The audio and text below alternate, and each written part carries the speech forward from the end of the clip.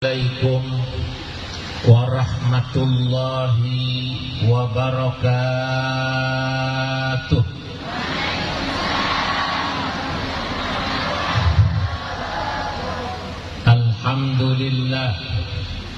Alhamdulillahilladzi a'azzal islama bi'ulumil ulama wa a'azzal bilada binahdatil ulama wassalatu wassalam ala sayyidina wa habibina wa syafi'ina wa maulana Muhammadin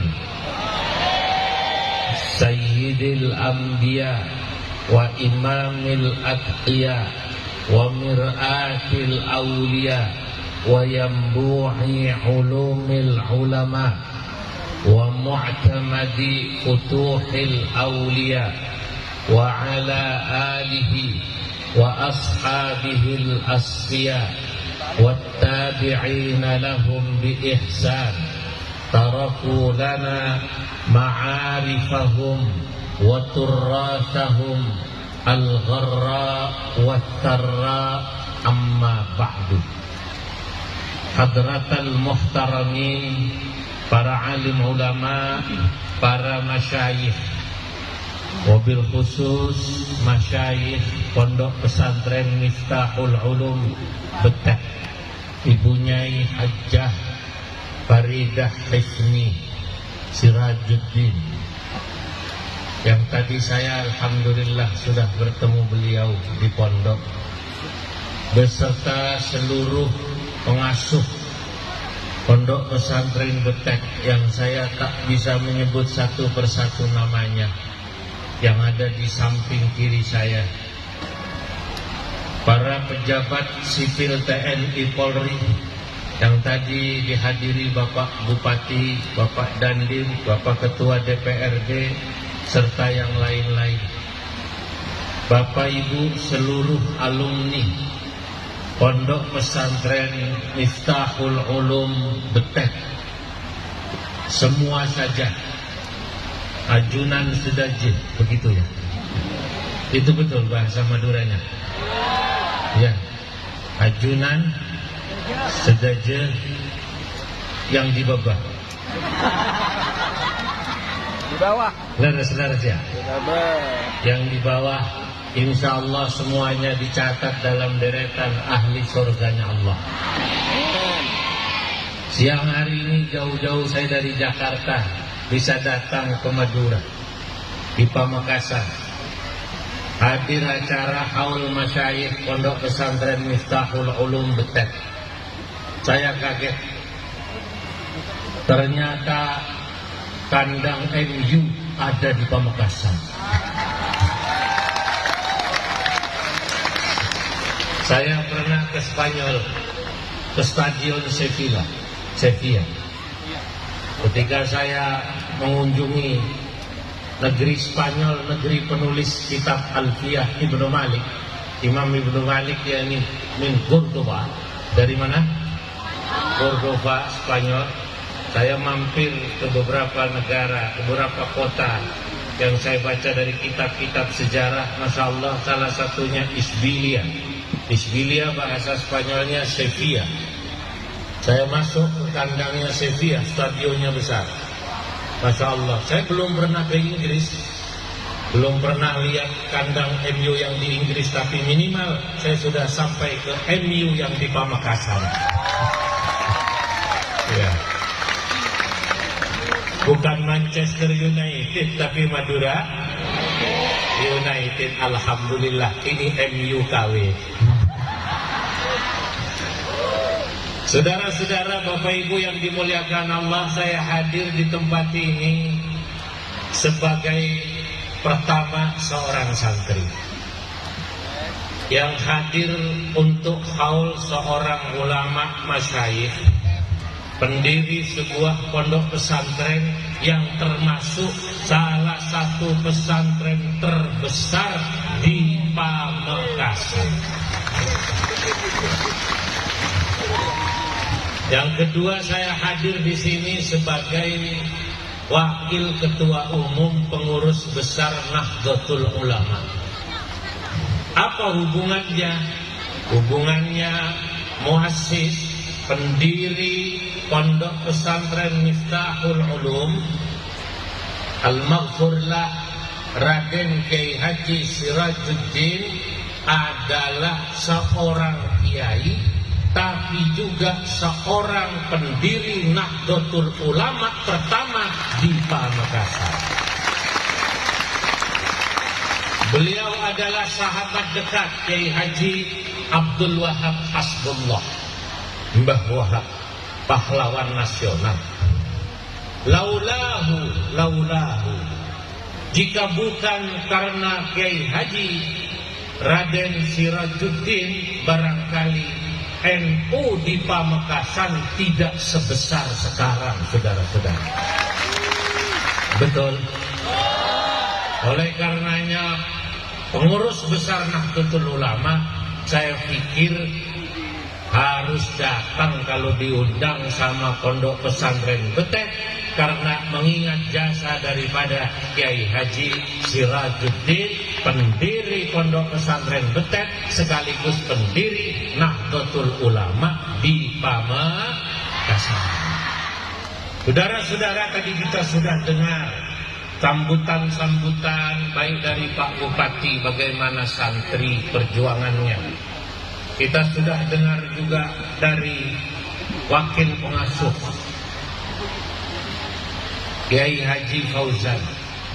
Saya hanya ingin mengatakan persis yang disampaikan beliau-beliau itu, bahwa santri itu tak boleh lupa bahwa dalam hidup ada yang namanya barokah.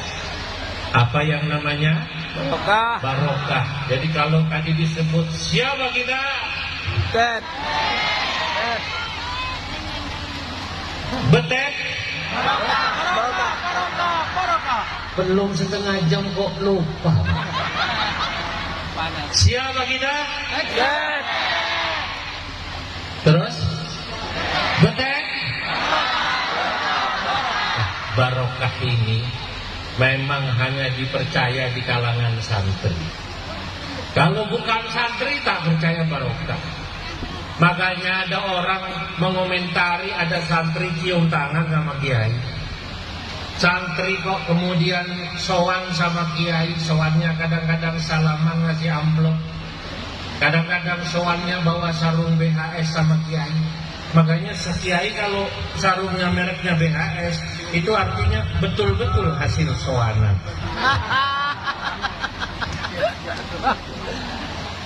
Kalau ada orang yang mengomentari kok enak jadi kiai, tangannya dicium, kemudian santrinya kalau sowan bawa-bawa sesuatu, mereka ini tak paham yang namanya konsep barokah. Betul apa tidak? Di samping itu mereka tidak paham bagaimana kiai yang siang malam 24 jam memberikan tarbiyah dan taklim, mendidik dan mengajar santri di pesantren, sehingga santrinya, alumninya menyebar di seluruh Indonesia menjadi orang-orang yang sukses. Ajunan Sedaja. Sudah pasang saya ini, Pak. Sudah pasang? Pasang. Lumayan. Ajunan Sedaja ini sukses. Jangan dikira tidak ada keterlibatan daripada masyayikh di pesantren. Kiai-kiai itu kalau malam menangis. Ya man yara ma fid dhamiri wa yasma'u. Betul? Itu tadi Anda baca kan? Antal mu'iddu. Di sini bacanya apa? Antal mu'addu li kulli ma yatawaqqa'u. Kan begitu ya? Antal murajja lisyada'idi kulliha. Saudara-saudara, kiai nangis kalau nangis. Yang didoakan bukan hanya keluarganya. Kiai itu kadang-kadang kalau sama keluarganya sering lupa, Pak. Tuh, saya mau cerita tapi rahasia, jangan ngomong-ngomong. Saya sudah lupa berapa hari tak pulang ibu saya. Itu maknanya saya lupa sama ya Allah keluarga. Anak saya itu masih ada yang kecil punya kelas 3 SD. Saya tinggal keliling Indonesia ini. Tak pulang-pulang, nanti saya baru pulang hari Selasa. Ini baru hari apa ya? Minggu. Masih lama Pak. Kemarin baru di Sumeneb, sebelumnya di mana? Jadi saya kalau lihat anak gadis kecil umurnya 8-9 tahun itu saya ingat anak saya itu. Ya Allah, dari sini saya sudah membayang kalau sampai rumah nanti akan saya gendong. Lupa saya. Tapi sampai rumah seringnya lupa yang digendong ibunya.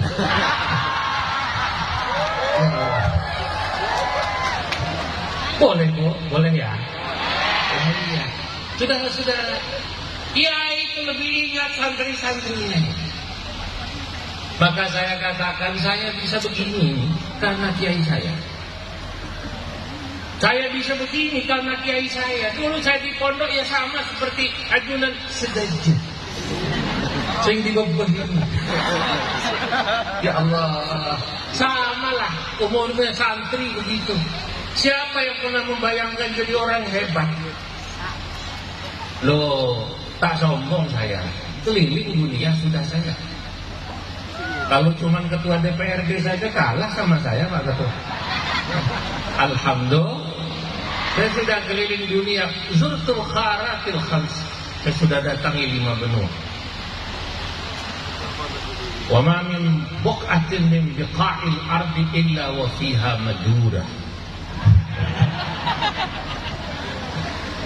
Tidak ada satu daerah di mana saya keliling di dunia ini kecuali ketemu orang Madura saya.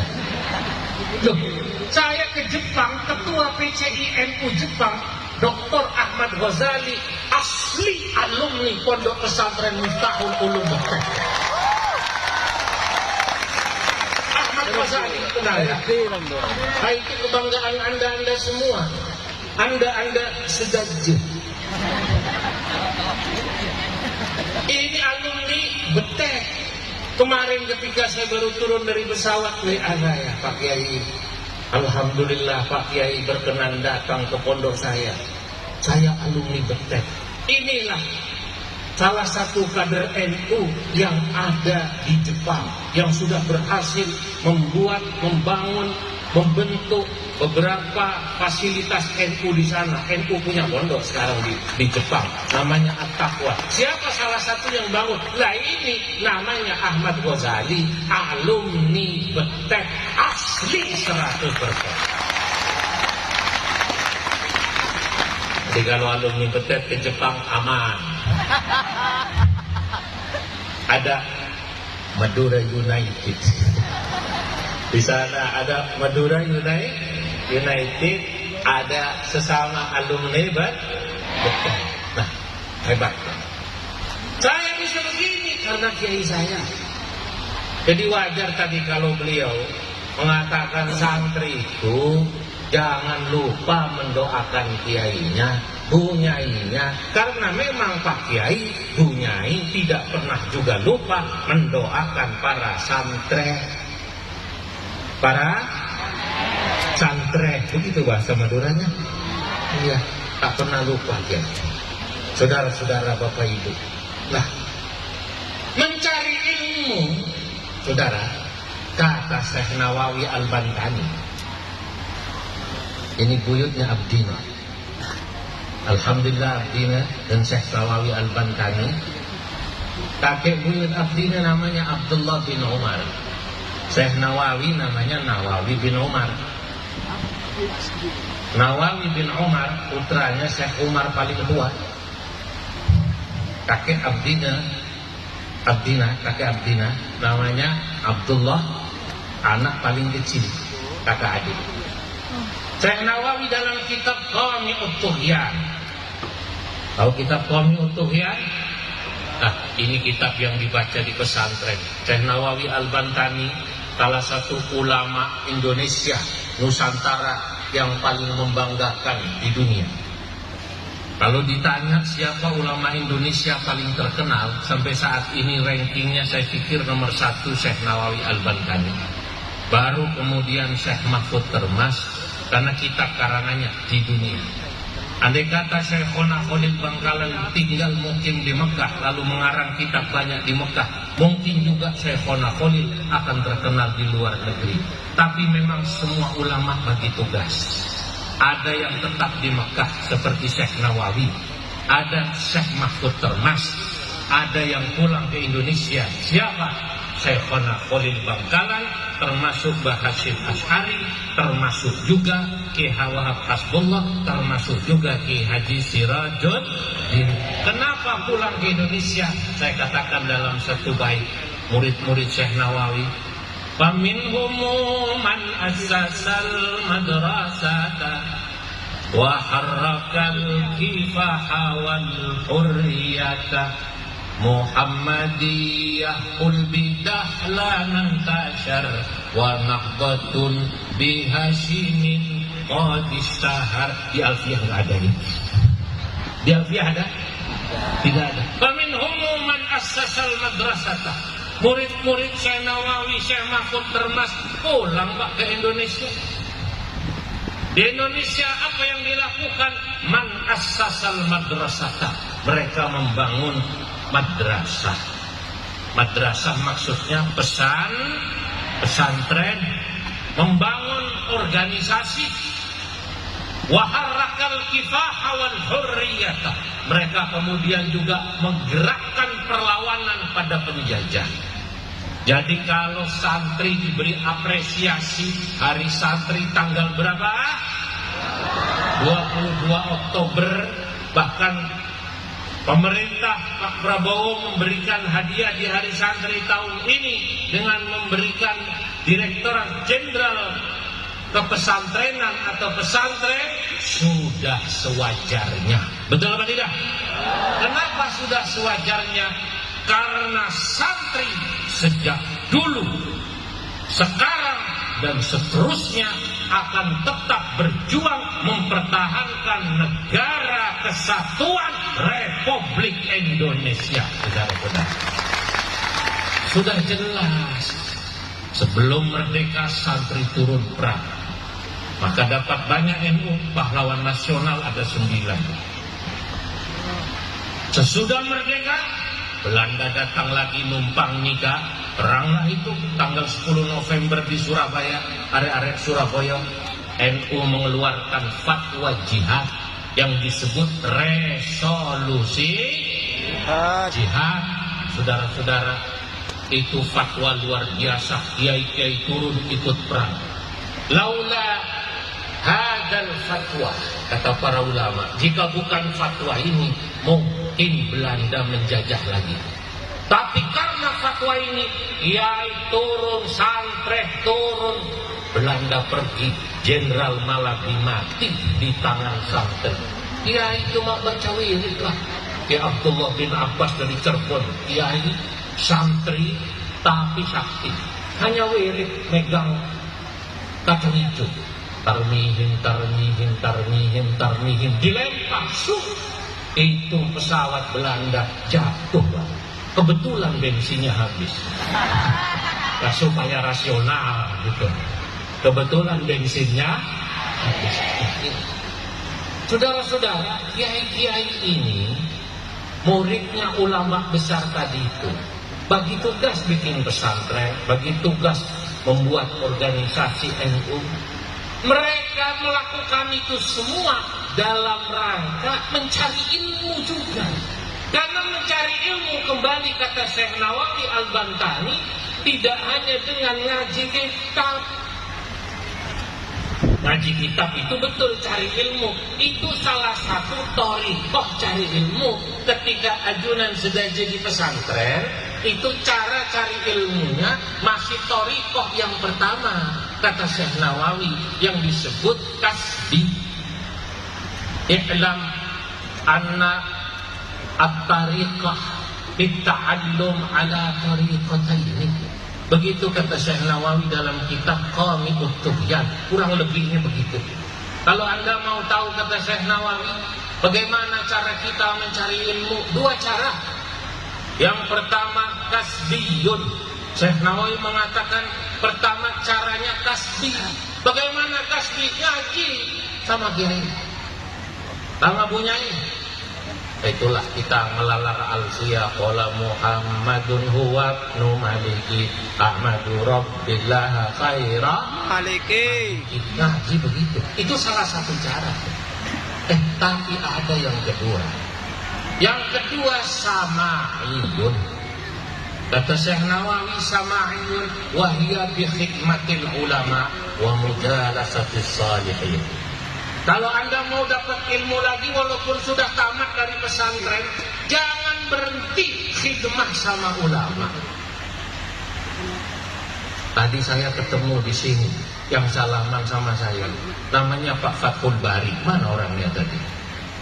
Pak Fathul Bari minta doa, Pak Kiai. Saya ini sejak dulu sampai sekarang masih jadi supirnya pondok pesantren Miftahul Ulum. Betul ya? Namanya siapa? Om Bin Holbari. Holbari. Oh, disingkat. Nama lengkapnya Fathul Bari. Bari. Kata saya itu nama kitab besar itu yang mengarang Imam Ibnu Hajar Al-Asqalani. Iya. Disingkat jadi Holbari. Masya Allah. Setiap daerah punya kearifan. Nama disingkat Holbari. Betul atau tidak? Lengkapnya siapa? Pak Holbari. Masya Allah. Saudara, itu seperti Pak Holbari. Pak Holbari ya. Itu namanya cara cari ilmunya, kata Syekh Nawawi dalam kitab Qami'ut Tughyan, cara yang kedua. Sama. Cara kedua ini yang didapat itu, yang itu tadi barokah. Seringkali dapat yang di luar akal, Pak. Termasuk ilmu laduni. Kata seorang ulama, kalau Anda pernah dengar cerita Nabi Musa ngaji sama Nabi Khidir, pernah dengar ya? Wa idh qala Musa li fatahu la abrahu hatta ablugha majma'al bahrain aw amdiya huquba.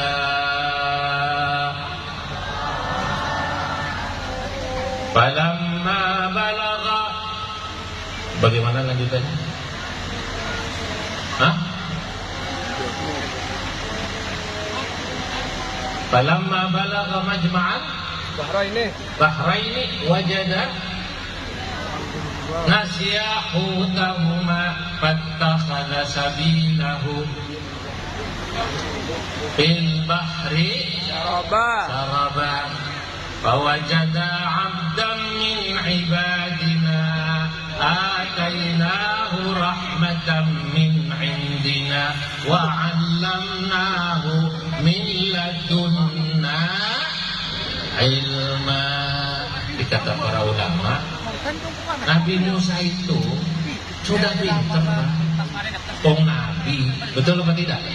Tapi oleh Allah Subhanahu wa Ta'ala cari ilmu yang tidak didapat lewat belajar, baca kitab, ngaji kitab, sorogan, bandongan. Di sini namanya begitu kan? Sorogan atau bandongan. Caranya sama iyun, kata Syekh Nawawi. Apa itu? Mujalasatus sholihin wa khidmatul ulama. Mau khidmah, hormat sama kiai. Mau khidmah, hormat sama orang alim. Maka kemudian Nabi Musa ingin mendapatkan yang Allah berikan kepada Nabi Khidir. Wa 'allamnahu min ladunna ilma. Ilmunya ladunni, gak pakai belajar lama. Kalau sudah barokah, saudara-saudara hadirin, tak masuk akal. Barokah itu tak masuk akal. Pernah dengar satu hadis masyhur dari Jabir bin Abdullah dalam Sahih Bukhari. Dalam Sahih Bukhari ada satu perang Khandaq. Tadi Kiai cerita ini persiapan makan berapa ribu tadi kan? 12.000 kurang. nggak sampai separuhnya kurang. Tapi nyatanya alhamdulillah pada makan semua ini kan. Ya. Pada makan kan? Berarti barokah. Dulu Nabi begitu. Ada sahabat namanya Jabir bin Abdullah. Ketika perang Khandaq ada kerja bakti menggali parit. Pak Dandim, ada perang Khandaq, salah satu peperangan terkenal dalam Islam, penggalian parit. Nabi ikut turun. Kalau di tentara itu sebelum perang itu semua ada bikin jembatan, ada menggali parit, itu kan begitu kan, dipersiapkan semuanya. Ketika menggali parit, kata Jabir, lamma khufiral khandaq ra'aitu Rasulullah sallallahu alaihi wasallam khamasat. Saya lihat Nabi perutnya melempit, lapar Pak. Lapar Kak Tuhan. Lapar Bu. Kata Jabir, fangkafatu ila imraati. Saya pulang menemui istri saya. Kata Jabir, "Ma, kau punya makanan apa?"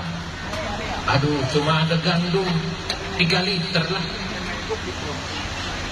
"Ada apa lagi?" "Ada buhaimah." Buhaimah itu kambing kecil. "Kalau begitu kau giling gandum, aku sembelih kambing. Aku ingin mengundang Rasulullah sallallahu alaihi wasallam makan kesini karena aku lihat Nabi lapar." Singkat cerita, Jabir memotong kambing, dibuatlah gulai.